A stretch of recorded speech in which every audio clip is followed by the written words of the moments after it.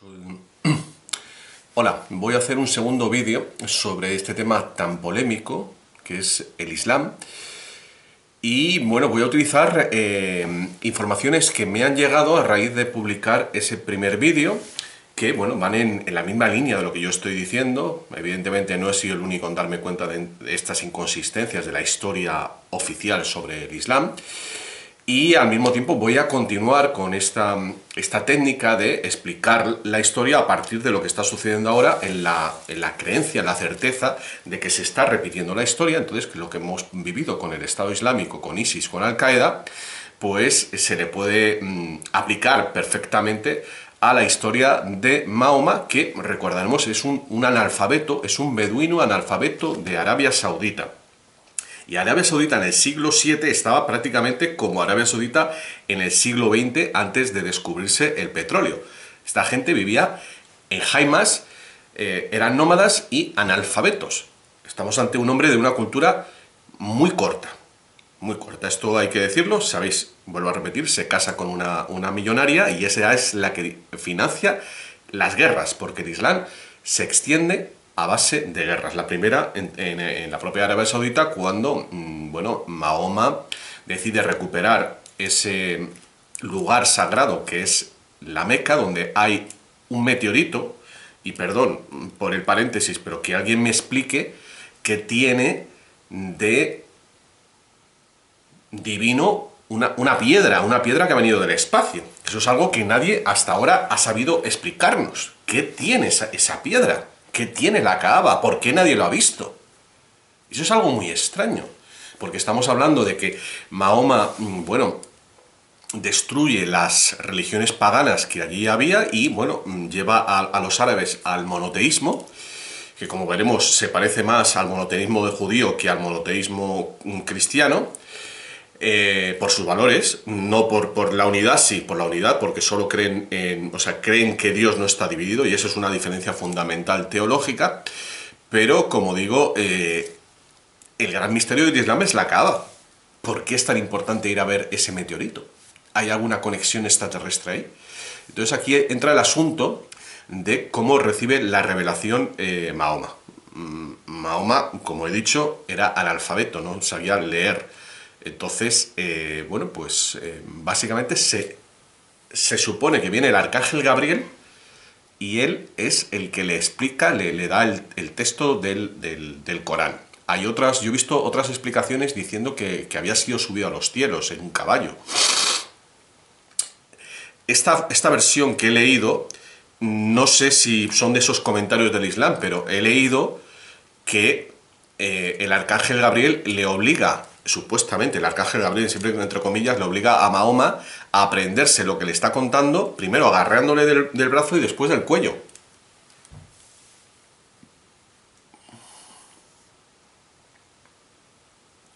O sea, estamos diciendo, o sea, están diciendo, se están creyendo, se llevan 13 siglos los musulmanes creyéndose que Dios le va a contar la verdad agarrando del cuello a su profeta, a su líder religioso. Esto es un elemento muy importante que yo creo que nadie ha comentado todavía, pero a ver, me queréis hacer creer, o sea, mejor dicho, ¿qué clase, o sea, qué visión de Dios es esa que te tortura para que te vayas con él? ¿No se parece al proyecto MKUltra? ¿No? La tortura en la cual te meten una serie... la otra versión es que con una campanita. También me recuerda mucho al MKUltra. Bueno, uno de los sabios que he descubierto a raíz de publicar mi primer vídeo sobre el Islam es un tal Gabriel Terry, un francés que publicó bajo el seudónimo de Hanna Zacarías un libro que descodifica el Corán.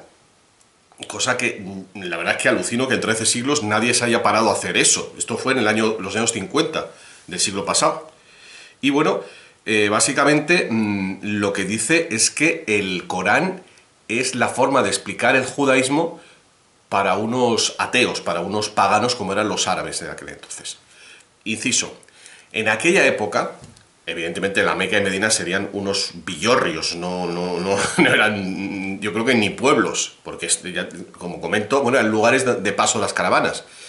Pero había comunidades judías y algunas de judíos nazarenos, que vendrían a ser lo mismo que los cristianos mesiánicos de hoy en día. Es decir, judíos que sí reconocían a Cristo, pero tenían diferencias teológicas con respecto a la religión católica, bueno, la religión cristiana, que engloba la católica y la ortodoxa, en el sentido de que Jesucristo era el Hijo encarnado de Dios, es decir, Dios en la tierra. Y esto es una cosa muy importante, yo creo que es porque el Islam, en el Corán, se habla de Jesucristo positivamente. Hay que tener en cuenta que, claro, el cristianismo se había extendido por toda esa región, a pesar de las persecuciones, ojo, de 3 siglos de persecuciones, no sé cuántos papas que fueron martirizados, muchísimo, y a pesar de ello la gente se hizo cristiana. Es decir, que el Islam llega cuando, bueno, pues el cristianismo es la religión dominante. Entonces, ¿a quién beneficia que le quite la conexión, bueno, la más importante desde el punto de vista teológica que tiene el cristianismo con Dios? Pues evidentemente a los judíos, claro. Le están quitando la sustancia. Y bueno, este hombre, Gabriel Terry, me ha hecho ver algo que he repasado, bueno, pues aunque tengo que volver a leérmelo en el Corán, pero son la cantidad de alusiones que hay al Antiguo Testamento, pero como completando, como reformando cosas que aparecen en el Antiguo Testamento, mientras que el Nuevo Testamento prácticamente no se habla, aunque se cita a Jesucristo, pero no se habla de sus milagros, por ejemplo. Esto es extraño, dice este hombre, que, bueno, ¿para qué va Dios a repetir lo que ya ha dicho? ¿Para qué va a hacer aclaraciones? Y sobre todo, claro, ese conocimiento tan, bueno, preciso del Antiguo Testamento, las personas que mejor lo podían tener son los judíos, lo cual encajaría con la tesis de este hombre diciendo que el Islam, o sea, el Corán, fue escrito por judíos, en lo cual coincide con un traductor palestino, es decir, árabe, del Corán, llamado Sami al-Dif, que ha encontrado cosas que, esto sí que a mí me ha parecido alucinante, que hay errores gramaticales en el árabe del Corán. Esto es increíble. Que está mal escrito, vaya, que está escrito por alguien que no es árabe, lo cual encaja con la tesis del otro señor que os he dicho, que es que el Corán no fue escrito por un árabe. Y bueno, también hay que decir que es que los árabes, la mayor parte eran analfabetos. Es que en aquella época no se escribía el árabe, vuelvo a recalcar, y el árabe es el idioma del Corán. Entonces, bueno, pues este hombre también dice que hay pasajes de Jesucristo, porque he dicho que no se habla mucho del Nuevo Testamento, pero hay pasajes de Jesucristo que están sacados de los evangelios apócrifos. Entre paréntesis, los evangelios apócrifos son aquellos que bueno, pululaban por la cristiandad, y ya sabéis que me parece que fue en el Concilio de Nicea, se seleccionaron los evangelios que sí iban a formar parte del corpus doctrinal de la Iglesia. Así pues, eso quiere decir que la persona que lo escribió tenía conocimiento, tenía conocimiento de los evangelios apócrifos y estaba, digamos, que en esa onda, es decir, en la onda de las herejías. Por eso, de las herejías cristianas, por eso al principio se consideró, repito, al Islam una herejía de cristianismo, pero una herejía que lleva la herejía al máximo, al negar que Jesucristo fuera el Hijo de Dios encarnado. Y bueno, pues vamos a volver al... Bueno, hay otra cosa importante que me ha aportado un lector, filósofo, Chema, que me parece que es destacable al hablar de cómo se extendió de rápido el Islam. Hace 2 apreciaciones. Una, que teológicamente es más sencillo que el cristianismo porque la Santísima Trinidad es algo difícil de integrar, de entender, de lo elevado que es. Y otra, que el Islam es una doctrina perfecta para gente sencilla que quiere tener las cosas claras. Es decir, tú, como musulmán, vas al cielo donde encima te esperan no sé cuántas huríes, que eso es importante, si sigues unos pocos preceptos. El Islam ocupa toda la vida del musulmán.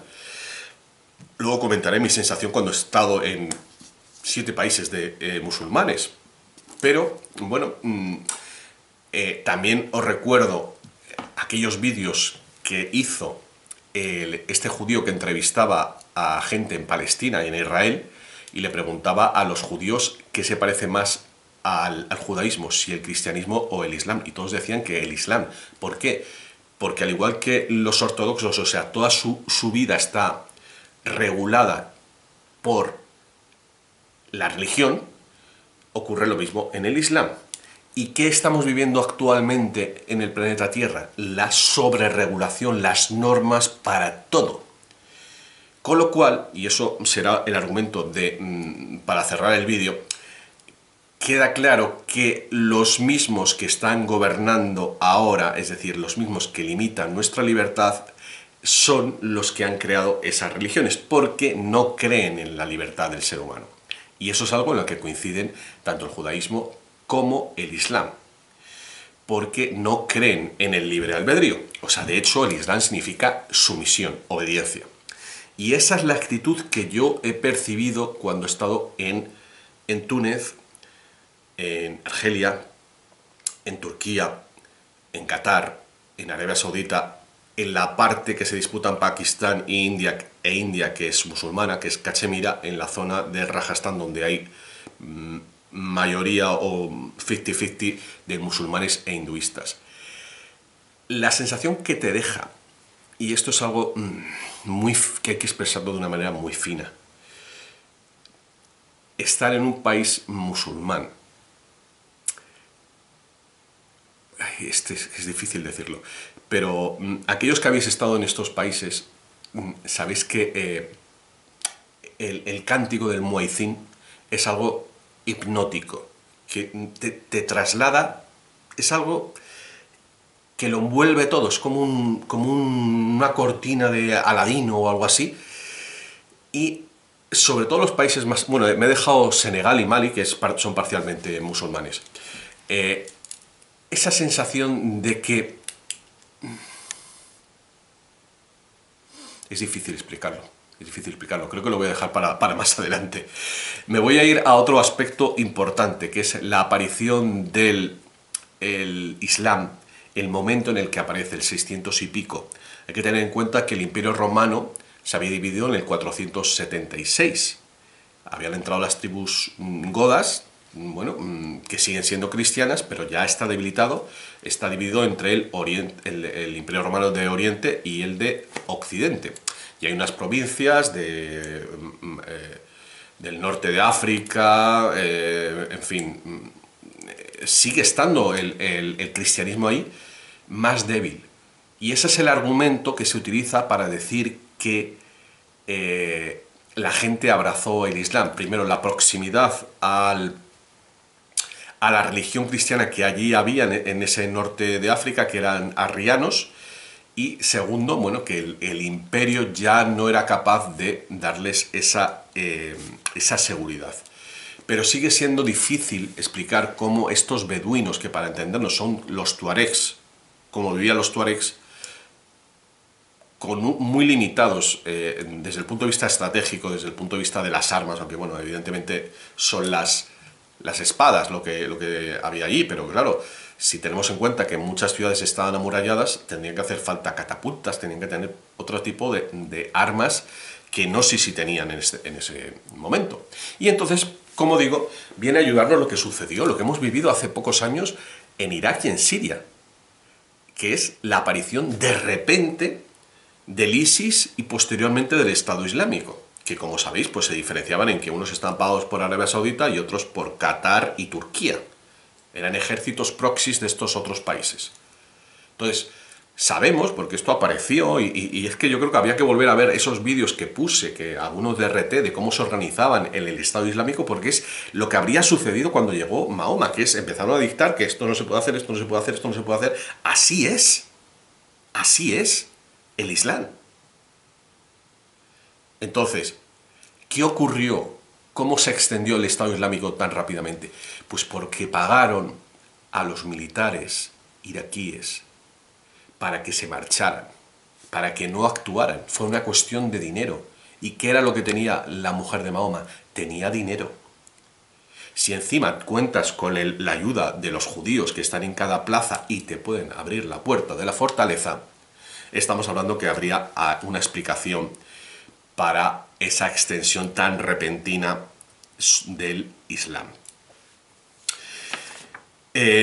Como digo, hay otro elemento, bueno, de lo que es el corpus doctrinal, y esto también me lo ha comentado este amigo, que es que la facilidad, ¿no?, con la que te puedes salvar en el Corán si sigues al pie de la letra, o sea, no hace falta pensar. Esto básicamente es lo que quería decir y no me he atrevido a decir antes. Con el Islam no hace falta pensar, o sea, con el Corán no hace falta pensar, sigues al pie de la letra lo que te ha puesto Mahoma, que supuestamente le reveló ese arcángel Gabriel que le estrujó el cuello para contárselo, para luego repetir lo que había en el Antiguo Testamento, porque es verdad que a nivel filosófico, místico, no hay grandes revelaciones. Yo me esperaba algo más. En el sufismo sí lo hay, y voy a hacer otro paréntesis, porque a mí me gustan los textos de Rumi y el otro que era su maestro, que no me acuerdo ahora cómo se llama, Tabriz creo que se llamaba. Pero a la luz de lo que está pasando actualmente y teniendo en cuenta esta visión del Islam de sumisión, es decir, se anula tu voluntad individual, tu libre albedrío, vamos a decirlo así, pues esa manera de la mística musulmana sufí de subsumirse en Dios anulando tu voluntad, que es básicamente la técnica del sufismo, al igual que en el budismo, nos lleva a que esa gente puede ser fácilmente manipulable. Y lo que estoy pensando es que lo que todos nos enteramos al final, que es que salió como de tapadillo, pero es que las sectas sufis habían colaborado con los hermanos musulmanes en la reclutación de soldados del Estado Islámico y del ISIS y de Al-Qaeda. Lo cual también explica ese fenómeno que jamás se ha dado en el mundo cristiano, hay que decirlo así, vamos a empezar a poner las cosas en su sitio, de los terroristas suicidas que se matan con un chaleco de bombas creyendo que van a ir al cielo.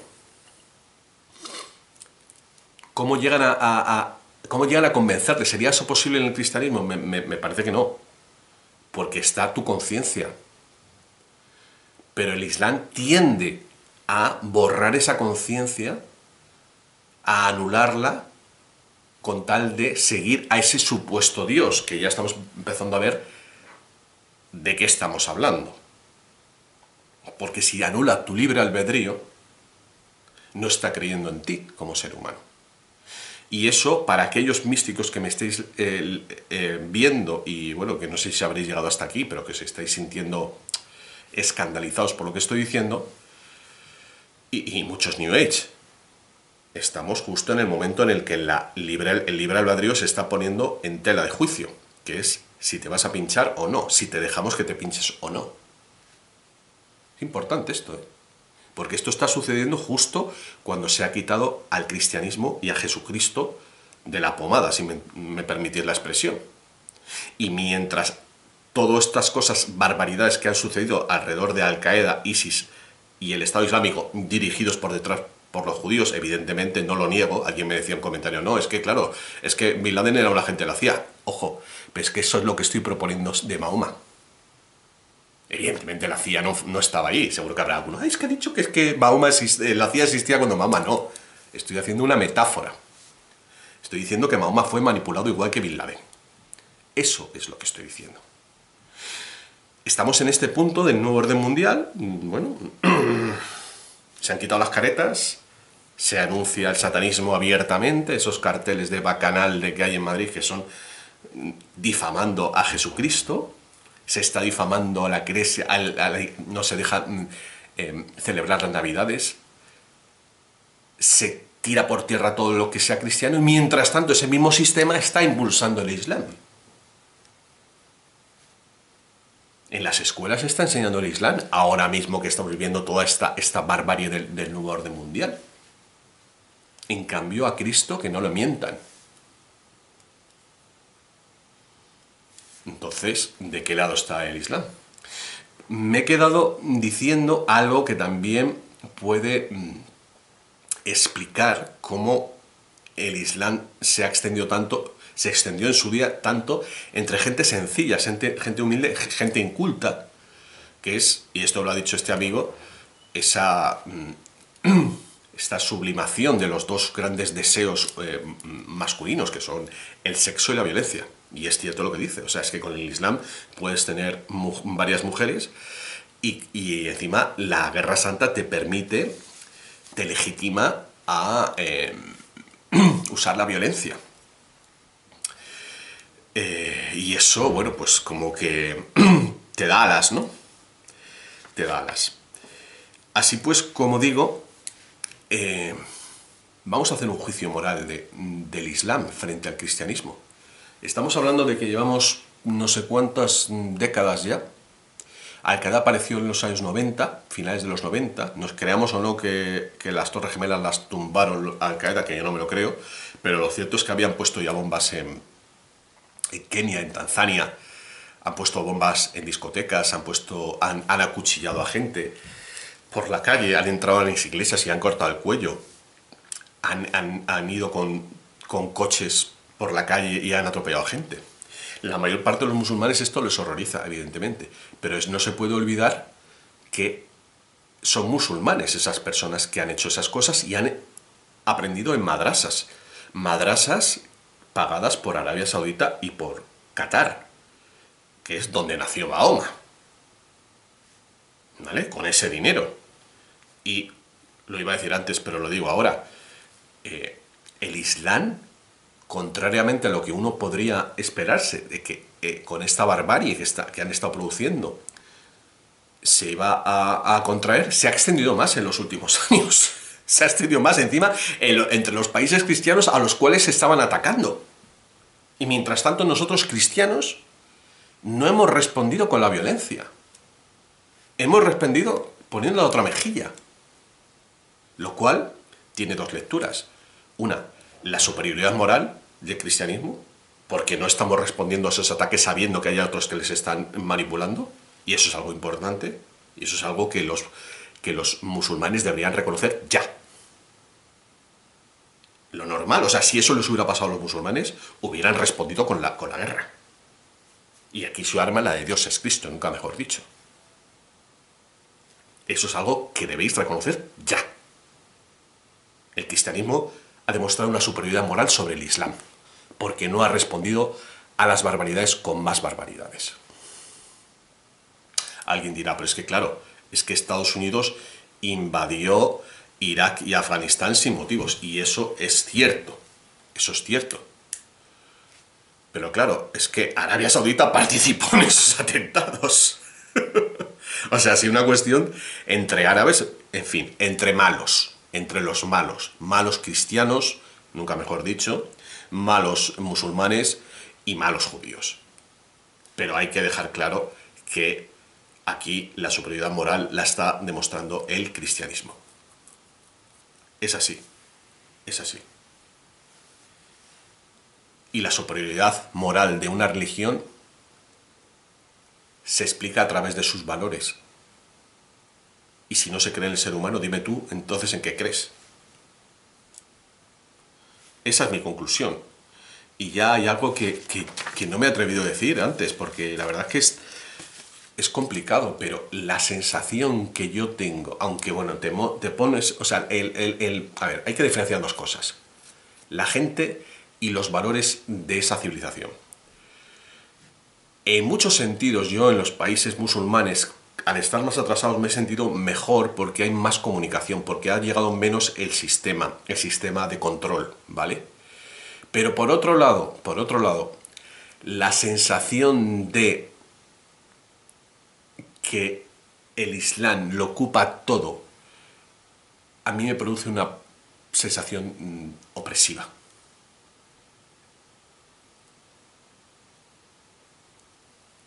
Y se nota que no hay libertad. Pero no digo libertad para hacer el bestia. Creo que libertad para cuestionarse. Esa es la libertad a la que me refiero. Cosa que tampoco voy a llegar aquí, pero precisamente es evidente que el que hayan desplazado el cristianismo ha permitido esta barbarie del COVID. Si hubiera estado el cristianismo aquí, si hubiera habido curas como debería haberlos y obispos y hubiera libertad de cátedra en los colegios, pero claro, eso es porque el mecanismo de control de aquellos que crearon el Islam también se ha penetrado en el mundo cristiano. Creo que eso es todo lo que tenía que decir. Me parece que sé que esto va a ser complicado. Sé que mucha gente se va a sentir indignada con lo que he dicho, pero hay que desmontarlo. Hay que desmontarlo. Que me cuente alguien qué de nuevo contiene el Corán respecto al Antiguo Testamento y al Nuevo Testamento. Lo único, cargarse la divinidad de Cristo. ¿A quién ha beneficiado eso? Evidentemente a aquellos que mataron a Jesucristo. Veredicto: el Islam ha sido creado por los judíos. ¿Qué debe pasar? Los musulmanes deben despertar, y van a despertar cuando se enteren de quién ha manejado a Al-Qaeda y han sido esos supuestos sucesores de Mahoma, como los reyes de Arabia Saudita, de Qatar, de Marruecos, que también se dice descendiente. Esos han estado haciendo atentados. Y como esa gente son autoridades civiles y religiosas, ahí se va a ver que el Islam es un timo. Porque una religión no puede hacer ese tipo de barbaridades. Y han sido líderes religiosos los que los han impulsado. Ahí queda eso.